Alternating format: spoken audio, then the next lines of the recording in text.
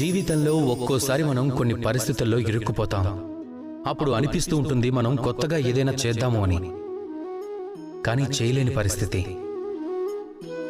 ఎందుకంటే మనం కొన్ని సాంప్రదాయాలను పాటిస్తూ ఉంటాం. ఆ సాంప్రదాయాల్ని అతిక్రమించడానికి అంగీకరించలేము. మనసులో పుట్టే ప్రశ్న ఒక్కటే, నలుగురు ఏమనుకుంటారో ఏమోనని, అపార్థం చేసుకుంటారేమోనని. ఇప్పుడు చెప్పండి నాకు, ఎవరి నలుగురు? మీరు జన్మించినప్పుడు ఈ నలుగురు ఎక్కడున్నారు? మీరు ఏదైనా కఠిన సమస్యల్లో చిక్కుకున్నప్పుడు ఈ నలుగురు ఏమైపోయారు? వాళ్ళేమైనా చేశారా, లేక మీకు ఎదురైన సమస్యల్ని మీరే పరిష్కరించుకున్నారా?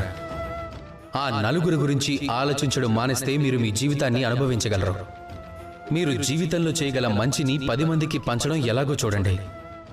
పరిస్థితి ఎదురు తిరిగితే పోరాడండి, అంతేగాని నలుగురు గురించి ఆలోచిస్తూ కూర్చోకండి. ఒక్కటే ఆలోచించండి, మీ జీవితంలో చేయగల మంచి ఏమిటి అనేది మాత్రమే.